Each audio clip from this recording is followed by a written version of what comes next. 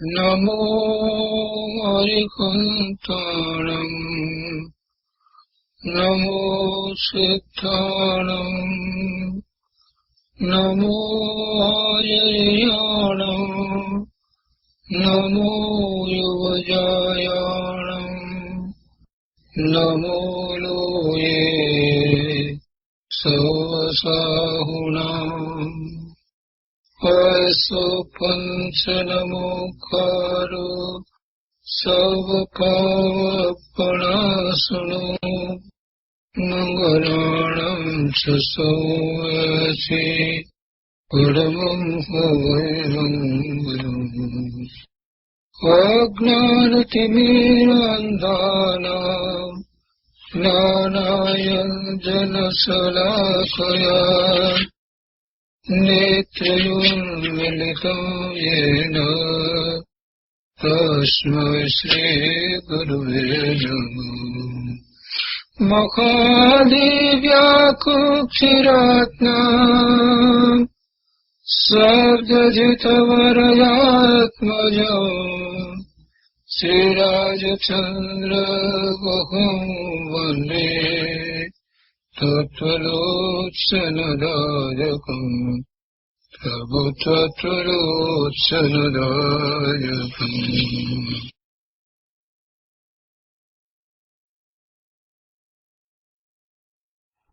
પરમ કૃપાળુ દેવ શ્રીમદ રાજચંદ્રજી રચિત આત્મસિદ્ધિ અને આ આત્મસિદ્ધિ ઉપર આ મોક્ષ માર્ગને દર્શાવનારા એવા મહાકાવ્ય ઉપર પૂજ્ય ગુરુદેવ કાનજી સ્વામીના પ્રવચનનો આધાર લઈ અને આપણે સ્વાધ્યાય કરી રહ્યા છીએ. એમાં ચોથી ગાથાનો સ્વાધ્યાય ચાલે છે. ચોથી ગાથાના સ્વાધ્યાયમાં મૂળ ગાથાનો વિચાર કરીએ તો એમ કહ્યું કે બાહ્ય ક્રિયામાં રાચતા અંતર્ભેદ ન કાંઈ, જ્ઞાન માર્ગ નિષેધતા તેહ ક્રિયાજળ આઈ. ક્રિયાજળની વ્યાખ્યા કરી. જે જ્ઞાન માર્ગને નિષેધે છે એવા ક્રિયાજળની વ્યાખ્યા કરી. બાહ્ય ક્રિયામાં રાચતા અંતર્ભેદ ન કાંઈ. આપણે બાહ્ય ક્રિયામાં રાચતાનો અર્થ કર્યો છે, એના વિશે વાત કરી. અને અંતર્ભેદ ન કાંઈ એના વિશે ગુરુદેવે જે સમજાવ્યું એનો પણ વિચાર કર્યો આપણે. અહીંયા આ પુસ્તકમાં પાના નંબર 11 ઉપર હવે ત્રીજા પેરેગ્રાફમાં કહે છે કે દ્રવ્ય ચારિત્ર વાળો પોતાને ભલે મહાન માને પણ અંતરંગ સમાધિ શાંતિનું વેદન નથી. તેથી બાહ્ય દ્રષ્ટિથી 5 મહાવ્રત, સમિતિ, ગુપ્તિ, તપ, શીલ વગેરે પુણ્ય પરિણામ સુભરાગ કરતો હોય છે. તે બાહ્ય ક્રિયાને આત્મધર્મ માનતો હોય છે. તે ધર્મને નામે ઉત્કૃષ્ટ પુણ્ય પરિણામની રુચિ વધારતો જે ક્રિયા મન, વચન, કાયાના યોગની થાય છે તેને પોતાની માને છે. શુભ પરિણામને આદરણીય માને છે, ઉપાદેય માને છે, મોક્ષનું કારણ માને છે. એમ કર્મ ભાવને જ ધર્મ ભાવ માને છે. જેના દ્વારા કર્મનો બંધ પડે છે એવા ભાવને જ, એવા શુભ ભાવને જ એ ધર્મનો ભાવ માને છે. શું કહ્યું કે પોતાને દ્રવ્ય ચારિત્ર છે એટલે બહારમાં એવું ચારિત્ર છે અને એવું ચારિત્ર પાળે છે 5 મહાવ્રત, સમિતિ, ગુપ્તિ, તપ, શીલ સહિત. પણ અંતરની દશા, અંતરંગમાં પોતાના સ્વરૂપનો અનુભવ નથી અને પોતાના સ્વરૂપની પ્રાપ્તિનો પુરુષાર્થ પણ નથી. સ્વરૂપની સન્મુખ થયો જ નથી. એવા જીવને અંતરંગ સમાધિ, અંતરંગ શાંતિનું વેદન નથી. ભલે બહારમાં ગમે તે પ્રકારે એ ચોખ્ખી ક્રિયા કરતો હોય, અને શુભ ભાવ પણ હોય, ઉત્કૃષ્ટ શુભ ભાવ પણ હોય, પણ અંતરંગ શાંતિનું વેદન નથી. અંતરંગ શાંતિ તો પોતાના સ્વરૂપ સન્મુખ થઈ અને ત્યાં એકાગ્રતા કરે તો થાય. અંતરંગ શાંતિ એ સિવાય થાય નહીં. સ્વરૂપનો અભ્યાસ કર્યો નથી, સ્વરૂપ પ્રાપ્તિ માટે કોઈ પ્રયત્ન પણ કર્યો નથી, સ્વરૂપને જાણ્યું નથી અને માત્ર ઉત્કૃષ્ટ પ્રકારના શુભભાવ હશે તો શુભભાવમાં જ રુચિ રહ્યા કરશે. શુભભાવ કરવા યોગ્ય નથી. શુદ્ધ ભાવમાં જતા શુભભાવ થઈ જાય છે. શુભભાવ કરવા યોગ્ય નથી, પરંતુ શુદ્ધ ભાવનો જે પુરુષાર્થ કરવામાં આવે, પોતાના સ્વરૂપની સન્મુખ થવા માટેનો જે પુરુષાર્થ કરવામાં આવે છે એ બધો શુભ ભાવ છે. એટલે આદરણીય તો શુદ્ધ ભાવ છે, અને જે આદરણીય શુદ્ધ ભાવ છે એ શુદ્ધ ભાવમાં જવા માટેનો જે પ્રયાસ છે, જે પ્રયત્ન છે, કે જેમાં સ્વાધ્યાય આદિ કરવામાં આવે છે, દ્રવ્ય સ્વરૂપનો અભ્યાસ કરવામાં આવે છે, સ્વરૂપ જેમ છે તેમ દ્રવ્ય સ્વરૂપના અભ્યાસ દ્વારા જાણવામાં આવે છે.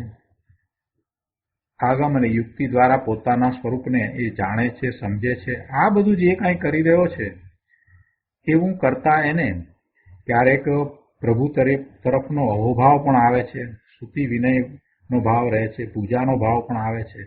તે છતાંય એનું લક્ષ્ય તો પોતાના શુદ્ધ સ્વરૂપની પ્રાપ્તિનું જ છે.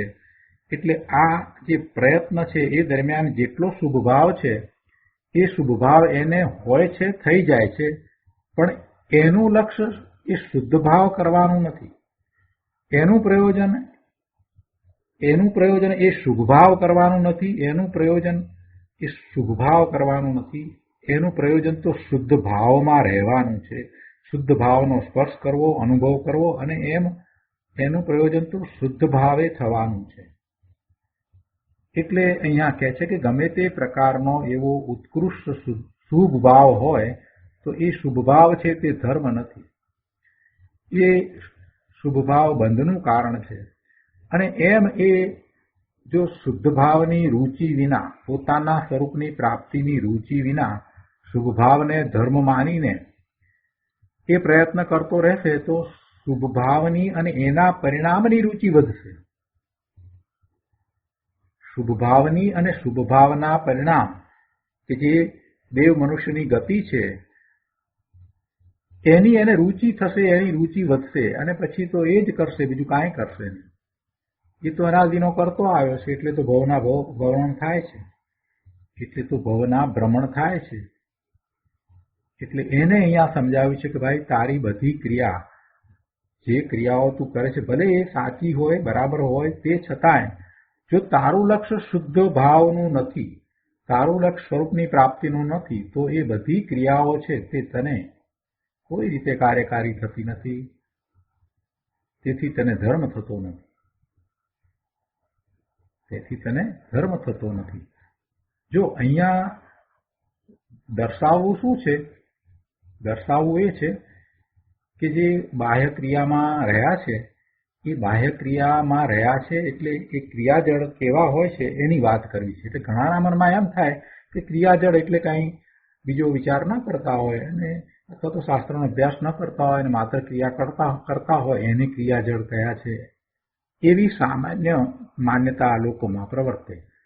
સ્થૂળ અર્થ કરે ને એટલે એમ જ માને કે બાહ્ય ક્રિયામાં રાજતા અંતર્ભેદ ન કાંઈ અને જ્ઞાન માર્ગ નિષેધતા તે ક્રિયાજળ આવી. એટલે એનો અર્થ એટલો જ કરે કે જેમને આ શાસ્ત્ર પ્રત્યેની કાંઈ રુચિ જ નથી અને માત્ર ક્રિયા કરે છે, કંઈ પણ જાતનું શાસ્ત્ર જાણતા નથી, એ ક્રિયાજળ ગયા છે. ના, એટલો સ્થૂળ અર્થ નથી, એટલો માત્ર સ્થૂળ અર્થ નથી. પણ અહીંયા તો એમ સમજાવવું છે કે સ્વરૂપની રુચિ નથી. ક્રિયા તો સાચી કરતા હોય, ક્રિયા તો એવી જ કરતા હોય, જેવી જ્ઞાનીને ક્રિયા હોય એવી જ ક્રિયા કરતા હોય, પણ અહીંયા ક્રિયાજળ તો એને કયા છે અને જ્ઞાન માર્ગ નિષેધનારા તો એને કયા છે કે જેને પોતાના સ્વરૂપની રુચિ નથી. એની રુચિ એ શુદ્ધ ક્રિયામાં છે, ક્રિયા શુદ્ધ હોવી જોઈએ એમાં એની રુચિ છે. શુભ ભાવમાં રુચિ છે, પણ પોતાના સ્વરૂપ તરફની બિલકુલ રુચિ નથી. એટલે જે કરે છે એ જ્ઞાની પુરુષ જેવું જ બધું કરે છે. સ્વાધ્યાય પણ કરતા હોય, રોજ નિયમિત સ્વાધ્યાય પણ કરતા હોય, સવારે ઉઠી અને નિત્યક્રમ બરાબર કરતા હોય, અને આ ઓનલાઈન જે સ્વાધ્યાય આવતા હોય એવા સ્વાધ્યાય પણ કરતા હોય, વાર તહેવારે એકાસના ઉપવાસ સામેલ પણ કરતા હોય, અને ભક્તિ પૂજામાં પણ એટલો જ રસ હોય. આ બધું હોય, બરાબર નિયમિત કરે, દિવસના 4-5 કલાક બધું કરે, દિવસમાં એકાદ સામાયિક પણ કરે, પ્રતિક્રમણ પણ કરતા હોય, બધું કરે. એટલે આપણને તો એમ લાગે કે આખો દિવસ એ તો ધર્મ ધ્યાનમાં જ ગાળે છે. પણ આ બધી શુભ ક્રિયા છે. કેમ શુભ ક્રિયા છે? કેમ કે એનું લક્ષ્ય સ્વરૂપ તરફ નથી. પોતાના શુદ્ધ સ્વરૂપ સિવાય બીજું કાંઈ ઉપાદેય ન હોય. અહીંયા એ વાત સમજાવી છે કે પોતાના શુદ્ધ સ્વરૂપ સિવાય બીજું કાંઈ આદરણીય ન હોય, અને શુદ્ધ સ્વરૂપની પ્રાપ્તિને અર્થે જ આખો પુરુષાર્થ થતો હોય. અને એવો પુરુષાર્થ થતા જે કંઈ થઈ રહ્યું છે એ બધો પણ શુભ ભાવ જ છે. એ શુભ ભાવ કેવો છે? શુભ ભાવની રુચિ વિનાનો શુદ્ધના લક્ષ્ય થતો શુભ ભાવ છે. અને આ અહીંયા જે આપણે વર્ણન કર્યું એ શુભ ભાવ કેવો છે? કે શુભ ભાવની જ રુચિ છે, શુદ્ધની જરાય રુચિ નથી. એટલે એમાં બહુ મોટો ફેર છે, એમાં બહુ મોટો ફેર છે. એટલે આ ગાથાનો અર્થ કરવામાં એ સમજવાની જરૂર છે. ક્રિયાજળ કોને કયા છે? જ્ઞાન માર્ગ નિષેધતા એનો અર્થ શું છે? ચારિત્ર બરાબર પાળે છે, એટલું સામાયિક પ્રતિક્રમણ આ બધું બરાબર કરે છે, ભાવપૂર્વક કરે છે, બધું બરાબર છે. પણ લક્ષ્ય કોનું છે? પૂજા ભક્તિમાં લક્ષ્ય કોનું છે? પરના લક્ષ્ય બધું થઈ રહ્યું છે. પ્રભુના લક્ષ્ય જે ભક્તિ વિનય પૂજા હોય એ હોય, જ્ઞાનીને પણ હોય. પણ જ્ઞાની એમાં રોકાઈ રહેતા નથી, અને એમનું પોતાનું લક્ષ્ય શું છે એ જાણે છે ને એનો પુરુષાર્થ કરે છે. પોતે તો સ્વરૂપની પ્રાપ્તિ કરવી છે, પોતાના પૂર્ણ શુદ્ધ સ્વરૂપને પ્રાપ્ત કરવું છે. એટલે પહેલા પોતાના સ્વરૂપનો અનુભવ કરવો છે, અને પછી ત્યાં જ લીનતા અને આગળ વધીને સ્થિરતા. એવો એ મુક્તિનો માર્ગ છે, એને એ જાણે છે ને એવો જ એનો પુરુષાર્થ છે. એટલે અહીંયા આ વાત કરી છે. ઘણાને એમ લાગે કે આટલી બધી વાત કરી છે ને કેમ આમ? અહીંયા તો એવું કંઈ કહ્યું નથી ગાથામાં. પણ ભાઈ ગાથામાં એ જ ભાવ ભર્યો છે. એટલે ગુરુદેવ અહીંયા સમજાવે છે. ફરીથી આખો પેરેગ્રાફ વાંચીએ, હવે વાત બરાબર ગળે ઉતરી જશે. શું કહે છે? કે દ્રવ્ય ચારિત્ર વાળો, એટલે ભાવ ચારિત્ર નથી. ભાવ ચારિત્ર કોને હોય? ભાવલિંગી મુનિ કોણ કહેવાય? ચારિત્ર એટલે જેને દીક્ષા લીધી છે એની વાત છે. ભાવલિંગી મુનિ, દ્રવ્યલિંગી મુનિ અને ભાવલિંગી મુનિ. દિગંબરમાં 28 મૂળ ગુણ સહિત નગ્ન દિગંબર મુનિપણું શુદ્ધ ચોખ્ખું હોય તો એને દ્રવ્યલિંગ તો છે, પણ સાથે એવી જ અંતરંગ દશા પણ હોવી જોઈએ. 7મા ગુણસ્થાનની દશા હોય, એટલે 7મે 6ઠે ઝૂલતા એવા મુનિ હોય, એ ભાવલિંગી મુનિ છે. તેમની એવી દશા હોવી જોઈએ. તો અહીંયા એ ભાવલિંગી નથી અને માત્ર દ્રવ્યલિંગ છે. એટલે કે પોતાના સ્વરૂપનો અનુભવ નથી, સમ્યક દર્શન પણ પ્રગટ કર્યું નથી, અને સ્વરૂપની રુચિ પણ નથી થઈ. એવા દ્રવ્યલિંગ ચારિત્રવાળા ભલે પોતાને મહાન માને, પણ અંતરંગ સમાધિ શાંતિનું વેદન નથી.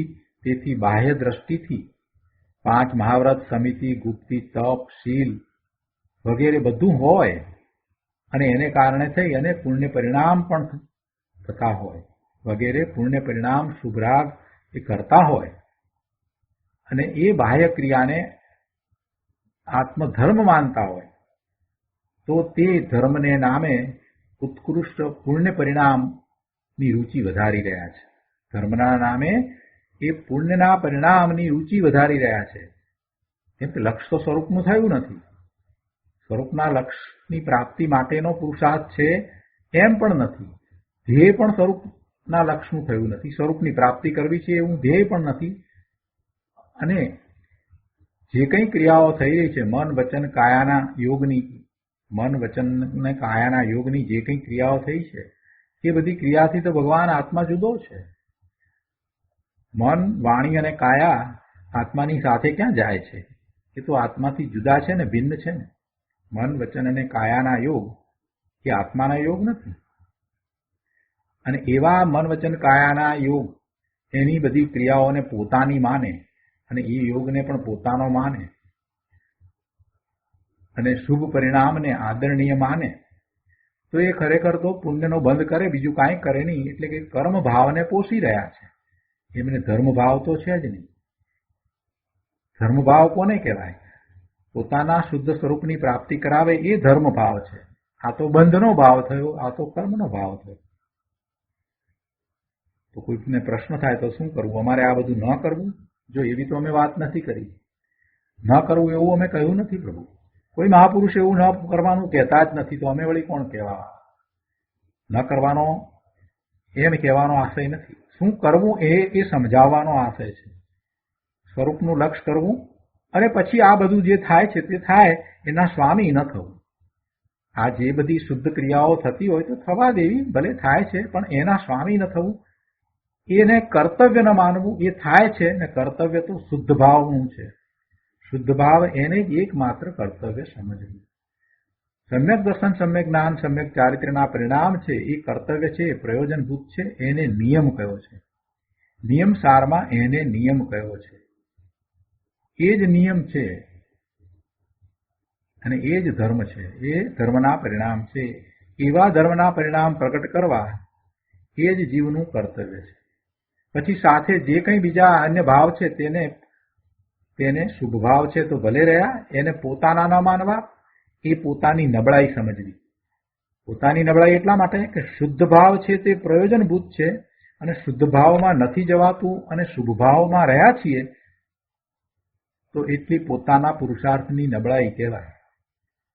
શુદ્ધ ભાવમાં જવાનો પુરુષાર્થ કરતા આપણે શુભ ભાવમાં રહ્યા છીએ તો એટલી પુરુષાર્થમાં હજી ખામી છે, નબળાઈ છે અને શુદ્ધ ભાવમાં નથી જતા. પણ એથી કરીને એમ તો ન માની લેવું કે આ શુભ ભાવ છે એ પણ બરાબર છે, એવી ઊંધી માન્યતા ના કરવી. એ પણ ધર્મ છે એમ ઊંધી માન્યતા ના કરવી. એ વાત અહીંયા સમજાવી છે. શુભ યોગને સંવર માને છે. શુભ યોગ કાંઈ સંવર નથી. પોતાના સ્વરૂપને વિશે જેટલો સમય રહે છે એટલો સમય એને વિકારી પરિણામ થતા નથી, વિકારી ભાવ થતા નથી, શુભાશુભ ભાવ ઉત્પન્ન જ થતા નથી, એટલે આશ્રવ થતા નથી. એમ એ સંવરની દશા છે. કે શુભ ભાવ છે તે સંવર નથી. શુભ યોગ રૂપ સામાયિક પ્રત્યાખ્યાન, પ્રાયશ્ચિત, વ્રત આદિ જે શુભ યોગ રૂપ છે એને એ ધર્મ માને છે. એ બધાને લીધે કર્મનો બંધ પડે છે. એટલે ગુરુદેવ અહીંયા કહે છે કે શુભ યોગ રૂપ સામાયિક પ્રત્યાખ્યાન, પ્રાયશ્ચિત, વ્રત આદિ કર્મ ભાવથી થતા જે શુભ પરિણામ તે ઉદય ભાવને એ ચારિત્રમાં ખપાવે છે. એ વાત બરાબર નથી. પ્રશ્ન થાય કે તો પછી કેવું સામાયિક, કેવું પ્રત્યાખ્યાન, કેવું પ્રાયશ્ચિત, કેવા વ્રત હોવા જોઈએ? જો વ્રત અને તપની વાત કરીએ તો વ્રત તપ તો સહજ હોય, પોતે સ્વરૂપ સન્મુખ થઈ અને એમાં લીનતાનો પુરુષાર્થ કરે છે તો સહજ વ્રત અને તપ થઈ જાય છે. સામાયિક અને પ્રત્યાખ્યાન ની વાત કરીએ કે પ્રાયશ્ચિત એટલે પ્રતિક્રમણની પણ વાત કરીએ આપણે તો એમાં પણ એમ જ છે કે સામાયિક એટલે પોતાનું સ્વરૂપ જેણે જાણ્યું છે અને એમ એ પોતે સંભાવે થયો છે તો એને સામાયિક છે. પોતે પોતાનું સ્વરૂપને જાણી અને સમભાવે વર્તી રહ્યો છે તો એને સામાયિક છે. સમ્યક દ્રષ્ટિને સાચું સામાયિક હોય છે. અથવા સમ્યક દ્રષ્ટિ નથી થયો તો સમ્યક દ્રષ્ટિ થાય એવો પોતાના સ્વરૂપ સન્મુખ થવાનો પુરુષાર્થ કરી રહ્યો છે એનું સામાયિક પણ ઉત્કૃષ્ટ છે. પણ સ્વરૂપનો વિચાર જ નથી કરતો એને ક્યાંથી સામાયિક થાય? એને ક્યાંથી સમભાવ આવે? પોતાને જાણતો નથી તો પછી બીજાને પોતાની સમાન જાણવા એ વાત એને ક્યાંથી ખબર પડે? સામાયિકમાં તો કેવો ભાવ છે? પોતે ભગવાન આત્મા છે, ત્રિકાળક નાયક છે અને બીજા બધા પણ એમ જ ભગવાન આત્મા છે. બધા જ જીવો પ્રત્યે એવો સમભાવ હોય, બધા જીવો સિદ્ધ સમાન છે એવો સમભાવ કૃપાળુ દેવને આવ્યો. એટલે કૃપાળુ દેવે એમ કહ્યું કે સર્વ જીવ છે સિદ્ધ સમ, જે સમજે તે થાય. આ ભાવ સામાયિકનો ભાવ છે. પણ એ તો એમણે અનુભવ્યું માટે કહ્યું. જેને પોતાનું સ્વરૂપ અનુભવ્યું જ નથી એ શું કહી શકે? એટલે એનું જે સામાયિક છે એ તો શુભભાવ રૂપ છે. એ જ પ્રમાણે પ્રત્યાખ્યાન પણ શું હોય એને? જે પોતાના સ્વરૂપને જાણતો નથી એ પ્રતિજ્ઞા શું કરશે? પ્રત્યાખ્યાન એટલે ભવિષ્ય સંબંધીની એવી પ્રતિજ્ઞા કે હું મારા શુદ્ધ ભાવે રહીશ, એ પણ ક્યાંથી કરવાનો? અને પ્રાયશ્ચિત એટલે પાછા વળવું, પ્રતિક્રમણ, પાછા વળવું. પોતે વિભાવ ભાવે થયો છે તો પોતે પાછો વળી અને પોતાના સ્વરૂપનું લક્ષ્ય કરે છે એને પ્રતિક્રમણ કહીએ છીએ. પોતે શુભ કે અશુભ ભાવે થયો છે તો એમ વિભાવ ભાવે થયો છે તો વિભાવ ભાવથી પાછો વળે છે એટલે પોતે પોતાના સ્વરૂપ તરફ વળે છે એને પ્રતિક્રમણ કહીએ. એટલે આ જે વાત અહીંયા કરી છે એ તો જે કંઈ થઈ રહ્યું છે, જે કંઈ ક્રિયાઓ વગેરે શરીર આદિની જે કંઈ થઈ રહી છે મન વાણી કાયાની, એ ઉદયરૂપ ભાવ છે અને એમાં એ રહ્યો છે અને એને એમ ચારિત્ર માને છે. કે છે ને કે ઉદય ભાવને ચારિત્રમાં ખતવે છે. તો બધા ઉદય ભાવ છે એવા કર્મના ઉદય આવ્યા છે અને એને શુભ ભાવ છે તો એને એ ધર્મ માને છે, એને એ ચારિત્ર માને છે. જો ઉદય ભાવ વિશે સ્પષ્ટતા કરી લઈએ કે આપણને મનમાં એમ છે કે આ પરના લક્ષ્ય જે કંઈ કરી રહ્યા છીએ એ બધું જે છે તે બરાબર નથી, એટલી માન્યતા આપણને અંદરમાં છે.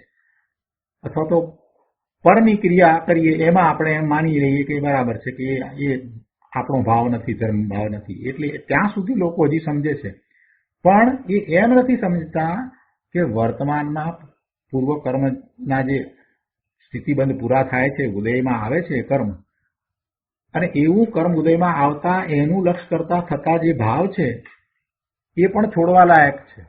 એ શુભ હોય કે અશુભ હોય એ બધા ભાવ પણ છોડવા લાયક છે. એ પણ આત્માના ભાવ નથી.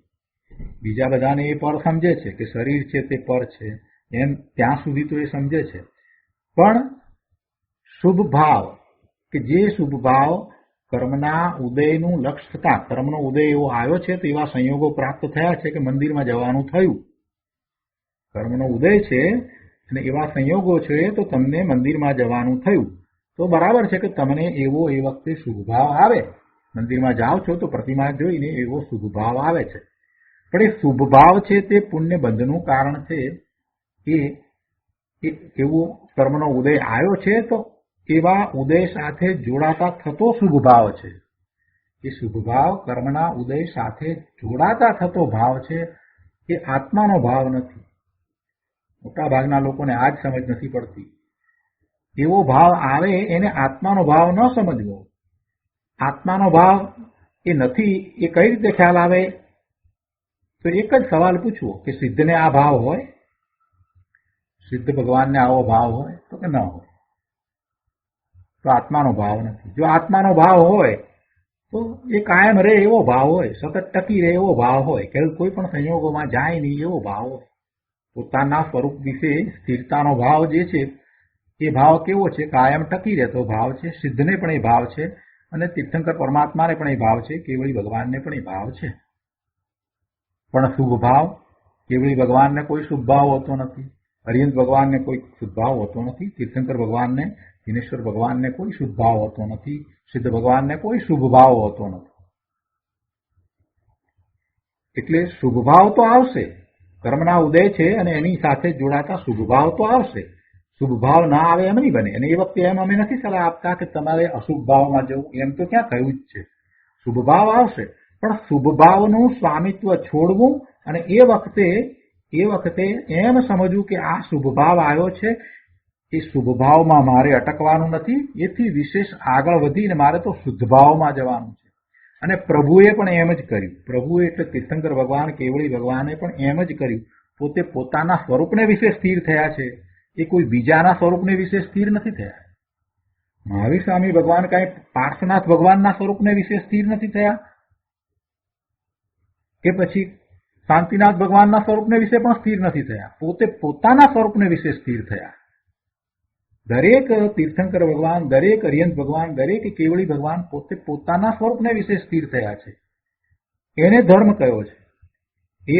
એ મુક્ત દશા છે. કોઈ અન્યના સ્વરૂપને વિશે સ્થિર થવાતું નથી.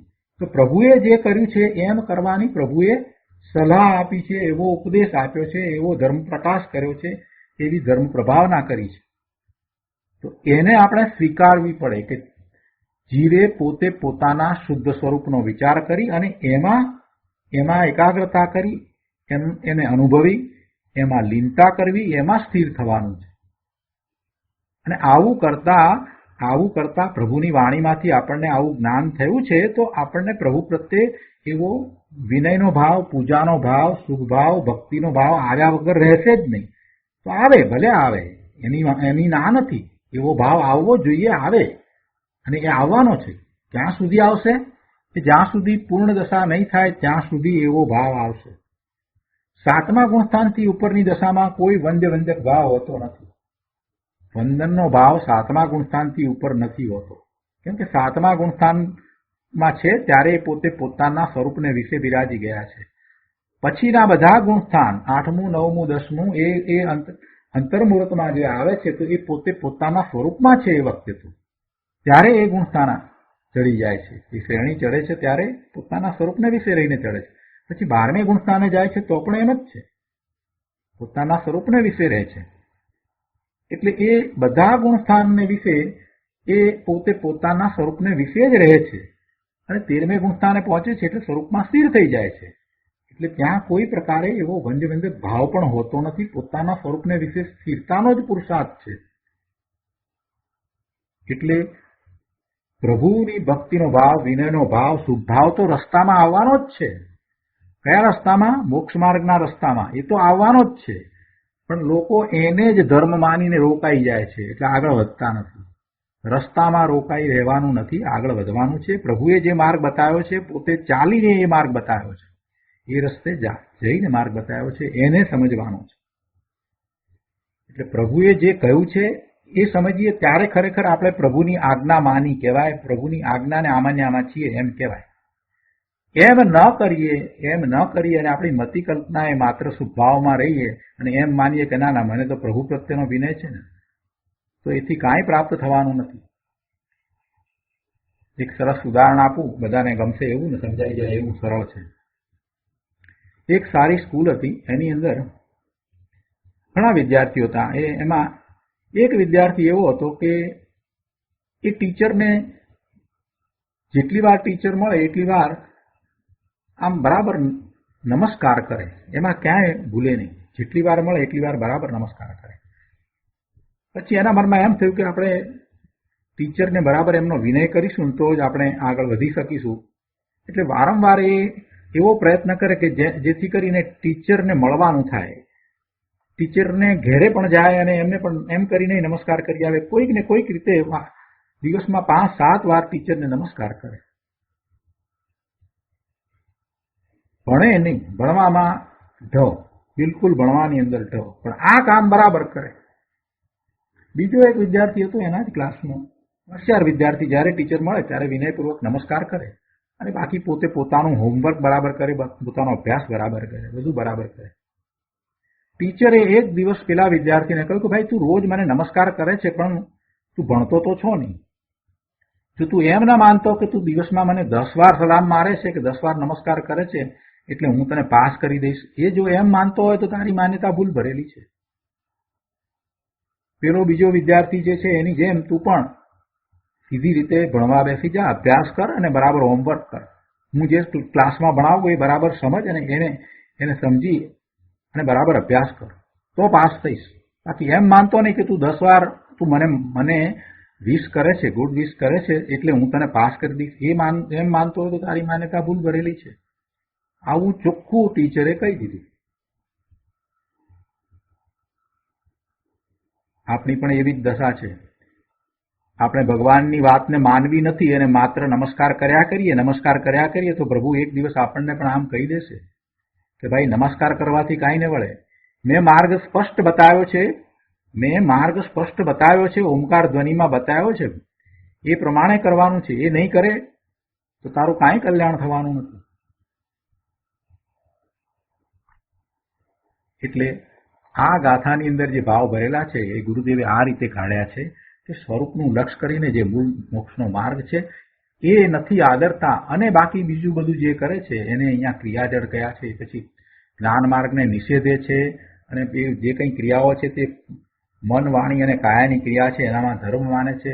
સ્વરૂપને વિશે કાંઈ નથી, અંતર્ભેદ ન કાંઈ કહ્યું ને એટલે સ્વરૂપને વિશે તો કાંઈ પલળ્યાય નથી, સ્વરૂપનું લક્ષ્ય નથી થયું એને માટેની આ આખી ગાથા એ રીતે કહી છે. એમાં એવા ભાવ ભર્યા છે એ ગુરુદેવે અહીંયા કાઢ્યા છે. તો આગળ લઈએ આપણે આ પાના ઉપર છેલ્લા પેરેગ્રાફમાં ગુરુદેવ સમજાવે છે અહીંયા કે લોકોને સ્વતંત્ર તત્વનો વિચાર કરવાની ધીરજ નથી. આ દેહમાં રહેલ અરૂપી ચૈતન્ય આત્માની જ્ઞાન ક્રિયા અને તે સાથે એક ક્ષેત્રે રહેલા 8 કર્મ 9 કર્મ મન વાણી દેહની ક્રિયા એ બધા એક સાથે જ્ઞાનમાં જણાય છે. પોતે પણ છે, પોતે ભગવાન આત્મા ચૈતન્ય છે, આત્મા છે ને, અને એનો જ્ઞાન સ્વભાવ છે, તો એની જ્ઞાન ક્રિયા પણ છે, પણ સાથે બીજું બધું રહેલું છે. શું રહેલું છે? શરીર રહ્યું છે એવું નહીં, એક જ ક્ષેત્રમાં એ રહ્યા છે, એક જ ક્ષેત્રમાં આ બધા રહ્યા છે. કોણ બધા રહ્યા છે? આત્મા રહ્યો છે ને શરીર રહ્યું છે, એટલે કર્મ પણ 8 પ્રકારની કર્મની પ્રકૃતિ, કુલ 148 પ્રકૃતિ કર્મની, એ પણ સાથે જ રહી છે, એ જ ક્ષેત્રમાં છે. નો કર્મ પણ એ જ ક્ષેત્રને વિશે, શરીર પણ એ જ ક્ષેત્રને વિશે, મન વાણી એ બધું એ જ ક્ષેત્રને વિશે છે ને, એની બધી ક્રિયા, દેહની બધી ક્રિયા બધું એક સાથે એ જ ક્ષેત્રમાં છે અને બધું એક સાથે જ્ઞાનમાં જણાય છે. તો તેને મોહી જીવ, આ બીજી બધી વસ્તુ જે છે એને આ જીવ પોતાની ક્રિયા માને છે. શરીર જે ક્ષેત્રમાં છે એ જ ક્ષેત્રમાં આત્મા છે, એ જ ક્ષેત્રમાં મન છે, વાણી છે, એ જ ક્ષેત્રને વિશે આ બધા કર્મ છે ને કર્મના ઉદય પણ છે. તો એ બધું ત્યાં જ છે. તો જીવ ભૂલ શું કરે છે કે એ જે પોતે જેની સાથે રહ્યો છે એ બધાને પોતાનું માને છે અને એ બધાની ક્રિયાને પોતાની માને છે. મન વાણીની ક્રિયાને પોતાની માને છે અને કર્મના ઉદયો છે એને પોતાના માને છે. એ બધું પોતાનું માને છે, પોતાનો સ્વભાવ માને એને, અને એમ એ ભ્રમમાં પડ્યો છે. એવી આ ભૂલ થઈ ગઈ છે. આ ભૂલ તે અજ્ઞાન છે અને એને કારણે આ સંસારમાં ભ્રમણ છે.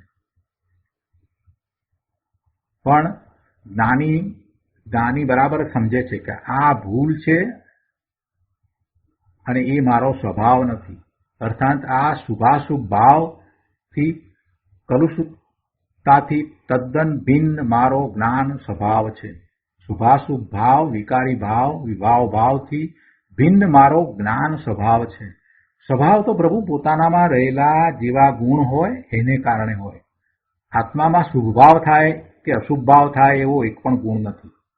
પોતાનામાં જે ગુણ છે એને કારણે જે ભાવ છે એ તો એના શુદ્ધ ભાવ છે, એ તો આનંદ સુખ શાંતિના ભાવ છે. પોતાના સ્વરૂપમાંથી જ એને એ આનંદ સુખ શાંતિ પ્રગટ થાય છે. એનો તો જ્ઞાન સ્વભાવ છે. એ માત્ર જાણે, બીજું કાંઈ કરે નહીં, એવો જ્ઞાન સ્વભાવી પોતે ભગવાન આત્મા છે. તો કલુષિતતાથી તદ્દન ભિન્ન મારો તો જ્ઞાન સ્વભાવ છે એમ નિર્ણય કરી શાંત, પવિત્ર, નિત્ય, અકસાઈ, જરાય કસાય નથી. કસાય શું છે? ક્રોધ, માન, માયા, લોભ અને 9 પ્રકારના નો કસાય. એ બધા કસાય, એ કસાયથી રહિત, અકસાઈ, અખંડ જ્ઞાયક સ્વભાવ મારો છે એમ અંતરમાં, જ્ઞાનમાં, અંતરમાં એટલે જ્ઞાનમાં નિર્ણય કરી. કેમ કે એનો જ્ઞાન સ્વભાવ છે ને, તો એ નિર્ણય કરે છે એ પણ એક જ્ઞાનની જ પ્રક્રિયા છે. કે છે કે એમ અંતરમાં એટલે જ્ઞાનમાં નિર્ણય કરી સ્વ અને પરનો વિવેક કરે છે. આ સ્વ હું જ્ઞાન સ્વભાવી ને આ બીજું બધું જુદું, એ બધું પર, એમ સ્વ પરનો વિવેક જ્ઞાની ધર્માત્માને હોય છે. એ સદાય એવો વિવેક કરે છે. એ સદાય એવો વિવેક કરે છે. અને જ્ઞાનીને તો પોતાના પવિત્ર શાંત સ્વભાવનું લક્ષ્ય સદાય હોય જ છે. પોતાના શાંત સ્વભાવનું લક્ષ્ય સદાય હોય જ છે. જો આગળ 12મા પાના ઉપર પણ બહુ સરસ વાત કરી છે. ગુરુદેવ કહે છે કે મુનિને બાહ્ય ક્રિયાનો શુભ યોગનો ઉદય વધારે દેખાય તો પણ તેઓ જાણે છે કે એનાથી મને ગુણ નથી, અને ઓછો દેખાય તો પણ એ જાણે છે કે એનાથી મને કાંઈ નુકસાન નથી. પોતે પોતાના સ્વરૂપને વિશે લીનતાનો પુરુષાર્થ કરી રહ્યા છે એવા મુનિ જે 7મે 6ઠે ગુણ સ્થાને છે, તો 6ઠે ગુણ સ્થાને આવે છે ત્યારે એમને પણ ભક્તિ, વિનય, પૂજા આ તે બધું હોય છે. શાસ્ત્ર લખવાનો ભાવ, શિષ્યને સમજાવવાનો ભાવ, એ બધું હોય છે. એ બધા શુભ ભાવ આવે છે. પણ મુનિ સમજે છે કે આ શુભ ભાવ વધારે દેખાય એથી કાંઈ મને ગુણ થાય, મને લાભ થાય એમ નથી. ઉલટું એ તો એમ જાણે છે કે આ તો હું શુભભાવમાં રોકાઈ રહ્યો, અહીંયા હું અટક્યો છું, હવે શીઘ્ર મારા સ્વરૂપને વિશે જાઉં, એમ મુનિને તો હોય છે. એ સમજે છે કે આ તો એવા કર્મના ઉદય છે અને આ ઉદયની ક્રિયા એ ધર્મ નથી. એવો ઉદય આવ્યો છે તો શાસ્ત્ર લખવાનો વિકલ્પ આવ્યો અને આ શાસ્ત્ર લખાઈ ગયું, એ ઉદય છે. અને એવા ઉદય કર્મનું સ્વામિત્વ જ્ઞાનીને હોતું નથી. તે ઉદય કર્મનું સ્વામિત્વ એવા જ્ઞાનીને હોતું નથી, મુનિને એવું એનું સ્વામિત્વ હોતું નથી કે આ મારું કાર્ય છે, આ શાસ્ત્ર લખ્યું તે મેં લખ્યું, એમ હોતું નથી. એ સમજે છે કે આ તો એવો ઉદય આવ્યો ને, કાર્ય થઈ ગયું તો થઈ ગયું, હું એનાથી જુદો, હું એટલે ભગવાન આત્મા પોતે પોતાની જાતને જાણે છે કે પોતાને આ વર્તમાન જે ગતિ છે, વર્તમાન અવસ્થા છે, વર્તમાન જે પર્યાય છે એ સાથે કાંઈ સંબંધ નથી. પોતે એનાથી ભિન્ન જુદા ભગવાન આત્મા ત્રિકાળ શુદ્ધ જ્ઞાન સ્વભાવી છે એમ એ જાણે છે અને લક્ષ્ય ત્યાં જ રહ્યું છે, દ્રષ્ટિ ત્યાં જ રહી છે. એટલે પછી એ બીજા કોઈના સ્વામી થતાય નથી. વર્તમાનમાં કર્મના ઉદયને કારણે શાસ્ત્ર લખવાનો વિકલ્પ આવ્યો, શાસ્ત્ર લખાયું તો એ શાસ્ત્રનો લખનારો હું એમ એના સ્વામી થતા નથી. આવી એમની વાત છે. એટલે એ રીતે એમને તો બાહ્ય ઉદયની જે કાંઈ ક્રિયા છે એ ક્રિયામાં રુચિ નથી, એમાં રાચી રહેતા નથી. એ ક્રિયા એ ઉદયને કારણે થઈ છે તો એ ઉદયની ક્રિયામાં એમને રાચવા પણ હોતું નથી. અજ્ઞાનીને જ બાહ્ય ક્રિયામાં રાચવા પણ હોય છે. જે ક્રિયાઓ થાય કર્મના ઉદયને કારણે એ બધી ક્રિયામાં પોતાપણું કરે, એમનો સ્વામી થાય અને એમ એ રાચી રહે, એમાં ને એમાં વધારે ને વધારે રુચિ કરતો જાય. ક્યારેક જ્ઞાનીને પણ બાહ્ય ક્રિયા વિશેષ થઈ જાય, ઓછી થઈ જાય તો એ પોતે એમ સમજે છે કે આ તો પોતાના પુરુષાર્થની નબળાઈ છે, પોતાને હજી પોતાના સ્વરૂપને વિશે સ્થિરતા નથી થઈ ને, એટલે આ પોતાના સ્વરૂપને વિશેથી ચ્યુત થઈને બહાર આવ્યા છે, એટલે કે પોતાના સ્વરૂપમાંથી બહાર નીકળ્યા એટલે અસ્થિર થયા. પોતાના સ્વરૂપને વિશે સ્થિરતા કરવી હતી તો સ્થિરતાનો યોગ ન બન્યો, એને બદલે આ અસ્થિરતાનો યોગ બન્યો છે એમ એ માને છે. એટલે ક્યારેક એમને આવી રીતે બાહ્યમાં આવ્યા છે એટલે એ અસ્થિરતાનો યોગ બન્યો છે તો એના પણ એ તો જ્ઞાતા રહે છે, સાક્ષી રહે છે, એમાં એ ભળતા નથી. કર્મના ઉદય જે પ્રમાણે આવે છે તો એ કર્મના ઉદયના સ્વામી થતા નથી. અને એમ એ જે ઉદય આવ્યા છે એ નિર્જરી જાય છે, એટલે કર્મના ઉદયની એમ નિર્જરા થઈ જાય છે. નવા કર્મ બંધાય નહીં અને કર્મની નિર્જરા થાય. જ્ઞાનીને જ્યાં સુધી વિશેષપણે જ્ઞાનમાં, જ્ઞાન એટલે પોતાનું સ્વરૂપ, વિશેષપણે જ્ઞાનમાં એટલે પોતાના સ્વરૂપમાં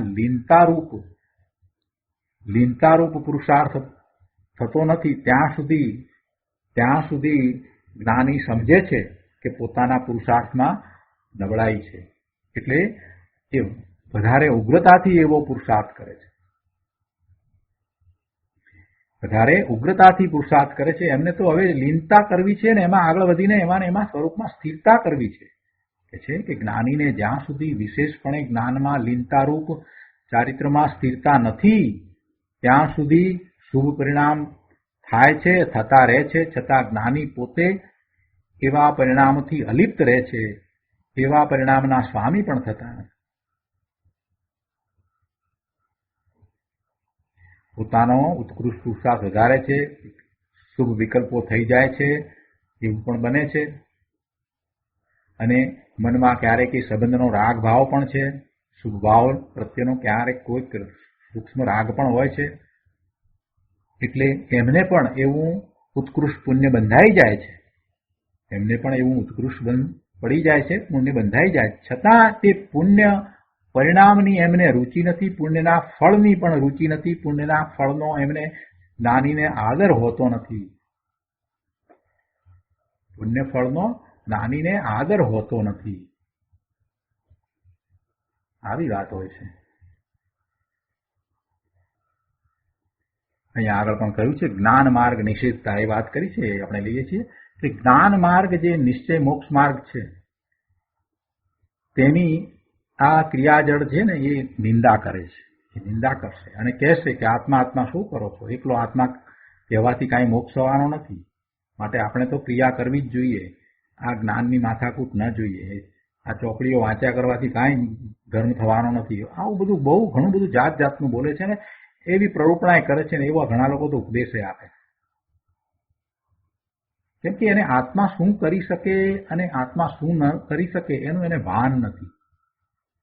એટલે એ ગમે તે બોલે છે. બસ જે કરીએ એનાથી જ ફાયદો થશે. કરણી પાર ઉતરણી, કરણી જેવી કરશું એવું જ પ્રાપ્ત થશે. માટે આપણે તો શુભ કરણી કરવી ને શુભ કરણી કરવી એ જ ધર્મ છે. આત્માની વાત કરે એ તો બધા વાતોડિયા છે. એ તો વાતોના વડા કર્યા કરે છે. બાકી ક્રિયા કર્યા વિના કાંઈ ચાલે નહીં. ક્રિયા તો કરવી જ રહી. અરે એટલે સુધી કે હવન કરે છે દિગંબરમાં પણ. વિધાન કરે ને પછી વિધાન પછીથી હવન કરે. આશ્ચર્ય થાય આપણને તો કરે આ બધું ક્યાંથી આવ્યું. પાછા એમ કે જો આ ચોપડીમાં લખ્યું છે. અરે પણ ચોપડી કોણે લખી એ તો જરા જુઓ. ચોપડી લખનારની યોગ્યતા તો સમજ. ચોપડીમાં તો ગમે તે લખ્યું હોય પણ ચોપડી લખનાર કોણ છે અને એની યોગ્યતા કેવી છે એના વિચાર કર્યા વગર ગમે તે ચોપડી ગમે તે પુસ્તકો વાંચવા ન બેસી જવાય અને એને ફોલો પણ ન કરાય. એનું ઉદ્ભવ સ્થાન સમજવું જોઈએ. લખનારની યોગ્યતાનો વિચાર કરવો જોઈએ. એમને ગમે તેમ બધું ગમે તે રીતે ફોલો કરવાનું. અચ્છા વંચાવે. મને પણ વંચાવડાવવા મળ્યા હતા. મેં કહ્યું કે આ તમે આ શું કરી રહ્યા છો? વિધાન કર્યું તો બરાબર છે કે પ્રભુની પૂજા કરી તમે, પણ હવે આ હવન ક્યાંથી લઈ આવ્યા તમે? તો તે તો હોય જ ને કે આ રહ્યું આ ચોપડીમાં લખ્યું છે. મેં કીધું ચોપડી લખનાર કોણ છે જરા લાવો ને જોઈએ. એ કાંઈ ઠેકાણા ના મને. બસ બધી ક્રિયામાં જ રસ, બીજો કાંઈ રસ નહીં. પોતે ભગવાન આત્મા છે એવો તો કોઈ વિકલ્પ નથી આવતો એમને. જ્ઞાની તો કહી ગયા છે કે જળની ક્રિયા આત્મા કરે નહીં. જળની ક્રિયા આત્મા કરતો જ નથી ખરેખર તો. અને છતાંય આ ક્રિયા કરે, જળની ક્રિયાઓ થાય, શરીરની ક્રિયાઓ થાય અને એનો એ સ્વામી થાય અને એમને એમ એ આયુષ્ય પૂરું કરે. પરનો એક જેમ કરતા નથી એવી રીતે આ જે શરીરની ક્રિયાઓ, મન વાણીની ક્રિયા છે ને એનો એ આત્મા તો ખરેખર કરતા છે જ નહીં. એ શું લઈને બેઠો છે એ જ ખબર નથી પડતી. શરીરની મનવાણીની ક્રિયાઓને પોતાની ક્રિયા માનવી એ તો મિથ્યાત્વ છે જ, પણ સાથે સાથે એમ કરવામાં એ જીવન પૂરું કરે છે અને પોતાના સાચા મોક્ષના માર્ગને એ સમજતો નથી. એ પોતાનો માર્ગ પોતાની અંદર છે. જીવનો મોક્ષ માર્ગ પોતાની અંદર હોય, બહારમાં ક્યાંય હોય જ નહીં. કેમ કે પોતાના મુક્ત સ્વરૂપની પ્રાપ્તિ કરવી છે તો જે પુરુષાર્થ હોય એ આત્માને લક્ષ્ય હોય પુરુષાર્થ કે બહારમાં હોય, આટલી તો સમજ પડવી જોઈએ ને. એટલે અનંત જ્ઞાની કહી ગયા છે કે જળની ક્રિયા આત્મા કરે નહીં અને મન, વાણી, દેહ આદિ એ બધા શુભ યોગની ક્રિયાઓથી આત્માને કાંઈ લાભ નથી, આત્માને કાંઈ ગુણ થતો નથી. આત્મા પરનો કરતા નથી, છતાં પરનો કરતા કહેવો તે મિથ્યા જ્ઞાન છે અને એ મિથ્યા જ્ઞાન તો મોટું પાપ છે. અનંત અનુબંધીનું કારણ છે. અનંત અનુબંધ થાય, અનંત ભાવ સુધી પછી પાર આવે જ નહીં. મિથ્યાત્વનું પોષણ કરવામાં આવે, ખોટી ઊંધી માન્યતાનું પોષણ કરાય તો પછી એવા જ સંયોગો મળે કે જેમાં તમને ઊંધી માન્યતા થાય. એવા જ સંયોગો મળ્યા જ કરે. તમને પછી સાચી માન્યતા થાય એવા સંયોગો એ પ્રાપ્ત ન થાય. અત્યારે સંયોગો એવા પ્રાપ્ત થયા કે આ શાસ્ત્ર મળ્યા છે, સાચી માન્યતા સમજવા માટેની બુદ્ધિ મળી છે અને તે છતાંય જો ઊંધી જ માન્યતા કર્યા કરીશું તો એનો અર્થ એ થયો કે ઊંધી માન્યતાની રુચિ છે, ઊંધી માન્યતા ગમે છે, તો હવે પછીના ભાવમાં જ્યાં ઊંધી માન્યતા થઈ શકે ત્યાં જન્મ થાય. ત્યાં એવા પ્રદેશને વિશે જન્મ થાય કે જ્યાં આ જૈન દર્શનની સાચી માન્યતાઓ તમને મળે જ નહીં, એક્સપોઝર પણ ન મળે, ત્યાં જન્મ થાય. કેટલાય લોકો મનુષ્ય તો છે પણ એ બધાને સાચું જ્ઞાન પ્રાપ્ત થાય એવા સંયોગો કેમ પ્રાપ્ત નથી થતા? કેમ કે પૂર્વે એમણે આ બધાનો બહુ વિરોધ કર્યો, નિષેધ કર્યો છે. જ્ઞાન માર્ગનો ખૂબ નિષેધ કર્યો છે. એટલે હવે એમને એ સાચું જ્ઞાન નહીં થઈ શકે. ભલે બહુ બધા બીજી બધી વસ્તુમાં બહુ મોટા હોશિયાર હોય પણ છતાં એમને આ સત્ય નહીં સમજાય. આત્માનું આ સત્ય એમને સમજાશે નહીં. બીજી બધી વાતમાં ગમે તેટલા હોશિયાર હોય, મોટા પીએચડી થશે, પણ આ નહીં કરી શકે. કેમ નહીં કરી શકે? કેમ કે પૂર્વે એમણે ઘણી વિરાધના કરી છે, સાચા માર્ગની, જ્ઞાનની ઘણી વિરાધના કરી છે. એટલે સાચો માર્ગ નિષેધ કરનારાઓ ને પછી એવા સંયોગો પ્રાપ્ત નહીં થાય. અને એવો તો ઘણો મોટો સમુદાય છે. કોની કેટલા સુધી વાત કરવી? આપણે સમજવાનું છે આના ઉપર. અહીંયા 13મા પાના ઉપર બીજા પેરેગ્રાફમાં ગુરુદેવ કહે છે કે મન, વાણી, દેહ આદિ જળની ક્રિયાથી પુણ્ય પણ નથી અને શુભ યોગ, શુભ પરિણામથી સ્વધર્મ પણ નથી. શુભ પરિણામથી પુણ્યનો બંધ થાય પણ એથી કઈ આત્માનો ધર્મ થતો નથી. કારણ કે કર્મ ભાવથી ધર્મ ભાવ ન થાય. જેના કારણે કર્મ બંધાય એવા શુભ ભાવ, એનાથી ધર્મ એટલે મુક્તિનો ભાવ ન થાય. જે ભાવે બંધ થાય તે ભાવે મોક્ષ તો ન થાય, પરંતુ સાધન એટલે મોક્ષ માર્ગ પણ ન થાય. સાધન, મોક્ષ માર્ગ તે મોક્ષ પ્રાપ્તિનું સાધન છે. સાધન કોને કહેવાય? મોક્ષ માર્ગ તે સાધન. મોક્ષ માર્ગ તે સાધન. તેનું સાધન મોક્ષનું. મોક્ષ જે છે તે પૂર્ણ દશા છે, એ સિદ્ધ ભાવ છે, અને મોક્ષ માર્ગ છે તે સાધક ભાવ છે. આગળ એના પછીના પેરાગ્રાફમાં આગળ કહે છે કે શુભ પરિણામથી પુણ્ય બંધાય પણ આત્માને ગુણ ન થાય. પર નિમિત્તથી, વિજાતીય નિમિત્તથી સજાતીય જ્ઞાન ગુણની ઉજ્જવળતા ન થાય. કારણ કે એવું તો પૂર્વે અનંત વાર કર્યું છે. પોતે આત્મા અને બીજું બધું જે પર છે એનાથી એને ધર્મ ન થાય, એમ અહીંયા તો સમજાવવું છે. એ નિમિત્ત જે છે એનાથી એને ધર્મ ન થાય. પોતાનો ચેતન સ્વભાવ છે તો જે કાંઈ ધર્મ થાય એ પોતે પોતાથી કરે, પણ કાંઈ પરથી એ ધર્મ કરે એમ બને નહીં. કૃપાળુદેવે કહ્યું છે ને કે યમ નિયમ સંયમ આપ કિયો પુનિ ત્યાગ વિરાગ અથાગ. આ આખું જે કાવ્ય કહ્યું છે એમાં આ ઘણા પ્રકારે એ જે બાહ્યમાં પ્રયત્નો કરી રહ્યો છે એની વાત કરીને દર્શાવ્યું છે કે આ બધાથી તને કાંઈ લાભ ન થયો, એમ વાત કરી છે. પોતાના સ્વરૂપનું લક્ષ્ય કરી અને જે ઉદ્યમ પુરુષાર્થ કરવો જોઈએ એવો ન કર્યો તો કાંઈ લાભ થયો નથી. એટલે ગુરુદેવ કહે છે કે એ કાવ્ય બરાબર વાંચી અને વિચારવા જેવું છે. છેલ્લા પેરેગ્રાફમાં કહે છે કે ઘણા લોકો એમ માને છે કે બાહ્ય ક્રિયા, વ્રત, તપ આદિ બાહ્ય ચારિત્રથી ધર્મ થશે, પણ આત્માનો ધર્મ શું છે એ સમજે તો એમની દ્રષ્ટિ બદલાઈ જાય. આત્માનો ધર્મ શું છે એનું ભાન નથી, એટલે એ એમ સમજે છે. અને એમ સમજે છે એટલું નહીં, પણ એવો જે વ્રત ક્રિયા આદિ રૂપ જે ધર્મ કરે છે એ ખરેખર તો એ બંધનનો માર્ગ છે. એ બધા સાધનો જે કરે છે એ બંધન રૂપ થાય છે. આત્માનો ધર્મ સમજે તો બધું સહેલાઈથી સમજાઈ જાય. આત્માનો ધર્મ શું છે કે પોતાનો શુદ્ધ સ્વભાવ છે, તો પોતાનો શુદ્ધ સ્વભાવ ત્રિકાળ છે. ત્રણેય કાળે પોતાનો એવો જ શુદ્ધ સ્વભાવ રહે છે.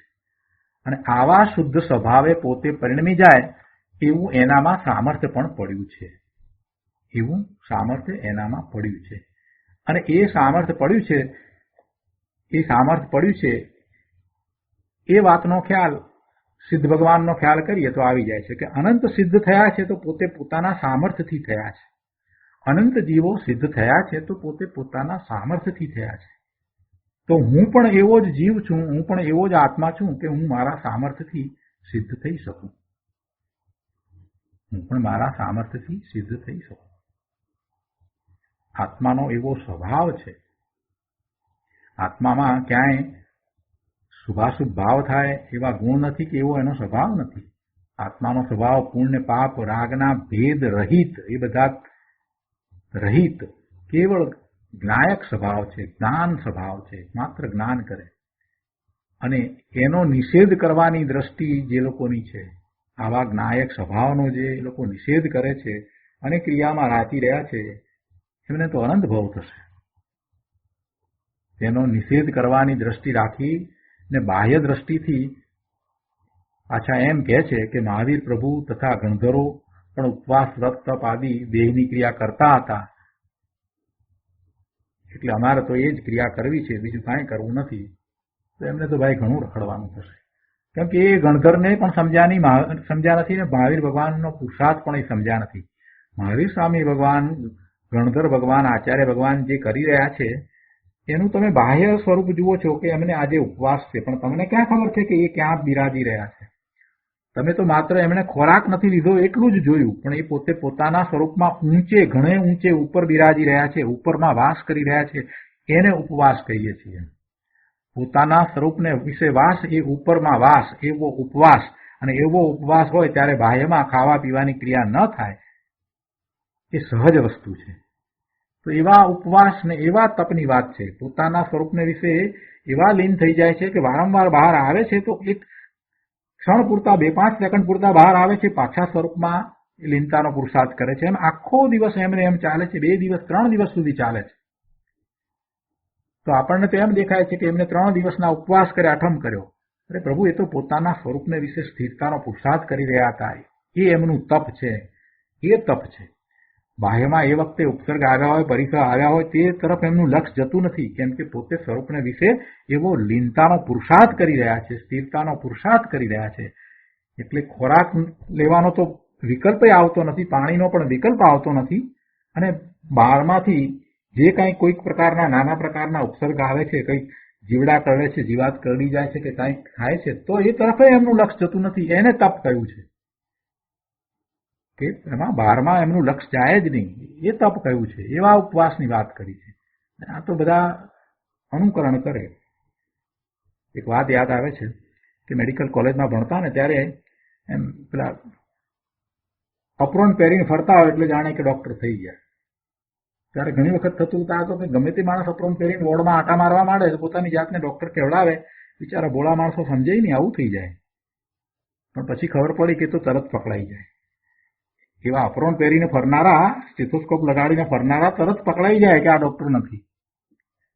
આ બધા એવું છે કે આત્માનું ભાન નથી, જ્ઞાન નથી, અને માત્ર બાહ્યમાં ઉપવાસ કરવા વાળા છે ને એ પણ તરત પકડાઈ જાય છે કે આ જ્ઞાની નથી અને એમનો પુરુષાર્થ પણ સાચો નથી. એટલે ગુરુદેવે અહીંયા કહ્યું છે કે ગણધર ભગવાન અને મહાવીર સ્વામી ભગવાન ને બધા વ્રત તપ આદિ જે દેહની ક્રિયા કરતા હતા કે બીજું કંઈક કરતા હતા, જરા યથાર્થ નિર્ણય તો કરો. એ કંઈક બીજું કરી રહ્યા હતા અને એ તો બહારમાં જે ક્રિયા થતી હતી તે થતી હતી, અને એ ક્રિયાના તો એ સ્વામી થતા ના હતા.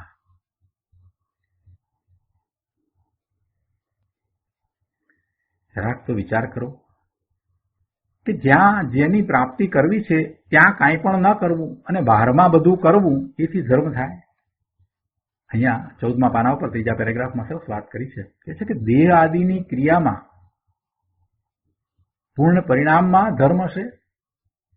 જ્ઞાની પુરુષો મહાન પવિત્ર દશા વડે જ્ઞાન ધ્યાનમાં લીન રહે છે.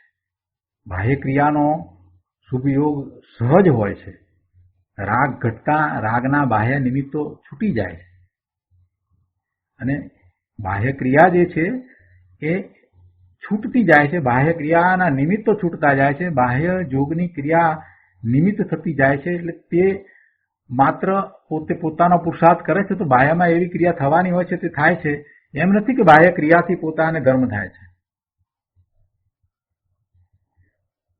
પણ જેનું એ બાહ્ય ક્રિયા ઉપર લક્ષ છે એ બહિર્દ્રષ્ટિ છે.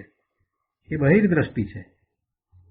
એને બાહ્ય ક્રિયાનું મહત્વ પણ લાગે છે અને એને સાચો પુરુષાર્થ પણ થતો નથી. ખરેખર તો પોતાના સ્વરૂપનું લક્ષ થતા, રાગ છૂટતા, રાગનું નિમિત્ત જે બાહ્ય વસ્તુ છે એ પણ સહેજે છૂટી જાય છે, ત્યાગ થઈ જાય છે. કે આત્મા તો આમે ક્યાં કાંઈ ગ્રહણ કરે છે. ત્યાગ ઉપાદાન શૂન્યત્વ શક્તિ આત્મામાં પડી છે. એટલે બાહ્ય પદાર્થને કે બાહ્ય ભાવને, પરભાવને પણ એ તો ગ્રહી શકતો નથી, શુભ ભાવને પણ એ ગ્રહતો નથી. એવો ભગવાન આત્મા છે. રાગ છૂટતા રાગનું નિમિત્ત બાહ્ય વસ્તુ સહેજે છૂટી જાય છે, ત્યાગ થઈ જાય છે અને બહારની ક્રિયા, જળની ક્રિયા આ જ્ઞાન સ્વરૂપી ભગવાન આત્મા કરી શકતોય નથી. કેવો છે આત્મા? જ્ઞાન સ્વભાવી છે. એટલે કહે છે કે હું પૂર્ણ જ્ઞાન ઘન શુદ્ધ છું એવો યથાર્થ નિર્ણય. હું પૂર્ણ જ્ઞાન ઘન શુદ્ધ છું એવો યથાર્થ નિર્ણય, તે નિશ્ચય, એ નિશ્ચય. અને પછી એવા ભાવે જ્યારે પરિણમી જાય તો નિર્મળ પરિણામ જે થાય, સમ્યક દર્શન, સમ્યક જ્ઞાન, સમ્યક ચારિત્રના નિર્મળ પરિણામ થાય તો એને વ્યવહાર કહેવાય. એને વ્યવહાર કહેવાય. પોતે ભગવાન આત્મા ત્રિકાળ શુદ્ધ છે તે જ નિશ્ચય છે અને પોતાના નિર્મળ પરિણામ છે તે વ્યવહાર છે. આ અધ્યાત્મનો નિશ્ચય અને અધ્યાત્મનો વ્યવહાર છે. અને પુરુષાર્થની નબળાઈ રૂપ જે શુભભાવ છે, રાગને જ્ઞાન બળના પુરુષાર્થથી ટાળવો, તે વ્યવહાર છે. બીજી રીતે કહીએ તો ભેદ જ્ઞાન વડે પુરુષાર્થ કરવો તેનું નામ પણ વ્યવહાર છે. બાહ્ય દ્રષ્ટિ જીવો આત્માનો વ્યવહાર દેહ આદિ પુણ્ય આદિ જડની ક્રિયામાં માને છે. આખી જિંદગી એવી ઊંધી વાતના ઝેરી પોષણ લીધા છે. ખોટી માન્યતાને દ્રઢ કરી હોય તેને આ નગ્ન સત્ય સાંભળતા નવું લાગે, ખળભળાટ થઈ જાય છે. એમને તો એમ થાય છે કે તો પછી અમે કર્યું બધું અત્યાર સુધી એ બધું નકામું ગયું, એ બધું કરેલું પુણ્ય જતું રહેશે. એવો પોતાને ભય થવાથી જ્ઞાન માર્ગની વાતનો નિષેધ કરે છે. સાચું સમજવાનો અવકાશ લેતા નથી અને એવા તત્વના દ્વેષીજનો પોતાના અકશાય જ્ઞાન સ્વરૂપી આત્માનો નિષેધ કરી રહ્યા છે. જો જ્ઞાન ભાવનો નિષેધ કરનારા એ ખરેખર તો જ્ઞાન ભાવ તો કોનો છે? આત્માનો છે. તો એ તો આત્માનો નિષેધ કરી રહ્યા છે. પોતે આત્મા અકશાય છે. આત્મામાં કોઈ કશાય નથી, કોઈ ભાવ નથી, એકમાત્ર શુદ્ધ ભાવ છે. તો એવા જ્ઞાન સ્વભાવી ભગવાન આત્માનો એ લોકો નિષેધ કરી રહ્યા છે. એ જ્ઞાન ભાવનો નિષેધ કરી રહ્યા છે એમ કહેવા કરતા એમ કે પોતે પોતાના શુદ્ધ સ્વરૂપનો નિષેધ કરી રહ્યા છે. અને એમ તો એ પોતે સ્વભાવની હિંસા કરે છે. પોતાનો જે સ્વભાવ છે એવા પોતાના સ્વભાવની શુદ્ધ ભાવ રૂપ પરિણમન એ એનો સ્વભાવ છે. તો એવા સ્વભાવ ભાવની એ હિંસા કરી રહ્યા છે. બાહ્ય ક્રિયામાં જેનું રાજવું છે તે મોહી જીવ છે. તેણે પરદ્રવ્ય તથા પરભાવથી પોતાનું જુદાપણું જાણ્યું નથી. તેથી તેઓ સાચા ન્યાય ધર્મનો એટલે આત્માનો નિષેધ કરે છે. સ્વ સ્વરૂપ ઉપર મિથ્યાત્વ મોહ કર્મનું આવરણ નાખે છે. તેથી તે જીવોને મોક્ષ માર્ગની પ્રાપ્તિ દુર્લભ છે. તો આ રીતે આપણે આ ચોથી ગાથા અહીંયા પૂરી કરીએ છીએ. હવે શુષ્ક જ્ઞાનીની પાંચમી ગાથા આપણે આવતા સ્વાધ્યાયમાં લઈશું. આજનો સ્વાધ્યાય અહીંયા સુધી રાખીએ છીએ.